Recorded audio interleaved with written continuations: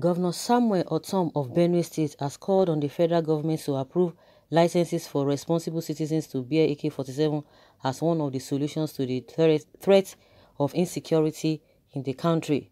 The governor, who was speaking at a webinar organized by the Center for Value in Leadership with the theme Insecurity and Governance Challenges in the New Normal on Tuesday, also said the protracted state of insecurity in Benue was a jihadist plot of the Fulani to overrun the state and not mere clashes between Fulani herders and farmers.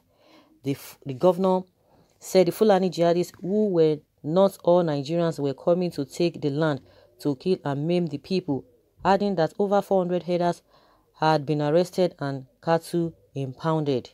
They have come to take over the land. They come to kill and maim. They are not here for cattle rearing. Cattle rearing is part of agriculture. We have arrested over 400 herdsmen and we have impounded several cattle. People should come and pay fine and take back their cattle. For Benue to be considered safe, its citizens must be provided with security, he said. He also identified the need for government at all levels to address hunger, quality education, sustain synergy between all relevant stakeholders, and ranching as a way to curb the frequent clashes between farmers and cattle rearers. How do you design cattle routes and open grazing with increasing population? We cannot do that. Where is the land for open grazing? Open grazing and farming cannot go together. The best practice in ranching, the best practice is ranching. What is the total number of cattle that is creating these problems, if not for Fulani jihadists who have come to create trouble? In other countries, there are more cattle, but in Nigeria with less than 20 million, yet they are creating so much trouble. Are they above the law? They come with AK-47, go to houses killing people. For Nigeria to move forward, we must adopt global best practice. Sometimes they say ruga, grazing route, and so on and so forth. But the actual best practice is ranching. The state and local government should come together to solve this. Governor Ortom identified illiteracy of the population, inadequate awareness, poor funding of military agencies, reluctance to embrace ranching, and the porous nature of borders where people are allowed as they liked as major challenges. As a lasting solution to the problem of insecurity, the rule of law remains paramount. A situation where people commit atrocities and go scot-free creates problems. Governments at all levels must come together to fight insecurity. We must improve education, funding of security agencies, and training to take proactive measures. The animal husbandry must be done through ranching. The fight must be more nationalistic, he said. Governor Babagana Umara Zulum of Borno State, in his contribution, spoke on the need to close the gap of trust deficit between the military and population, adding that the populace does not have access to their farmlands. The insurgents are now recruiting more idle people into their group. He also stressed that the need to check infiltration through the porous borders of the state. There is need to ensure immediate take-up of the porous areas so that the population can go back to their normal lives. The population is losing confidence in the military. The police should recruit more locals into the Nigerian police and civil defense. The people in the local areas know the terrain better, he said. Okay.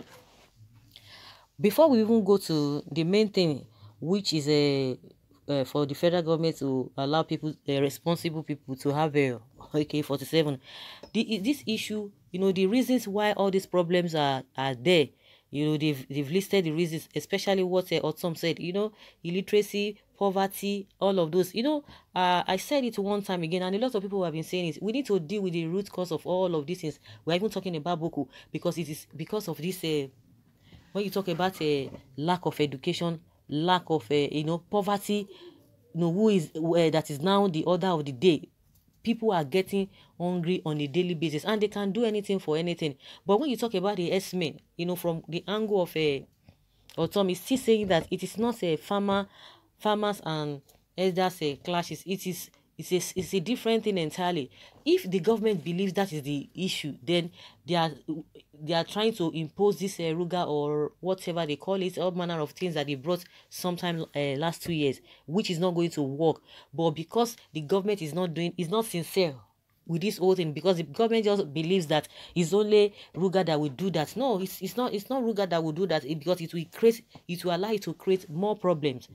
It will allow you to create more problems. You see that when you talk about education, the vice president will come and tell you that they are feeding people. You are feeding people. The materials that the children need to use to get themselves educated, their teachers, how equipped are they? The facilities, how equipped are they? But you are talking of food. Does it mean it is only that one meal you give to the children that will sustain them for the whole day? The main thing that you are supposed to do concerning education, you are not doing it, and we still have millions of children outside the outside school hour. They are not going to school. Some are not even going to school at all. You will say, oh, the children are coming to school. A lot of them are going to go and eat. Are they learning anything? Their teachers, how are you taking care of their welfare? Nothing. You are not putting all of those into consideration. See the lockdown they talk about. If you hear the amount of money they are spent because of this, they tell you, oh, homeschool, grown feeding of one thing, all those are this thing. It's neither here nor there. Let us tackle all of these problems and see whether the problem will not be reduced to the barest minimum. They won't do that. But again, coming to this issue of AK-47, who are the people you think that will be responsible?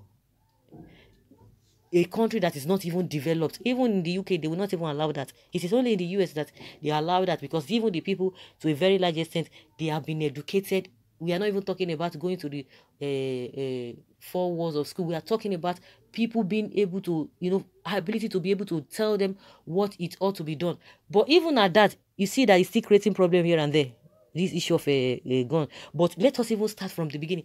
Let the atmosphere be conducive for everybody. The poverty rate, reduce the poverty rate.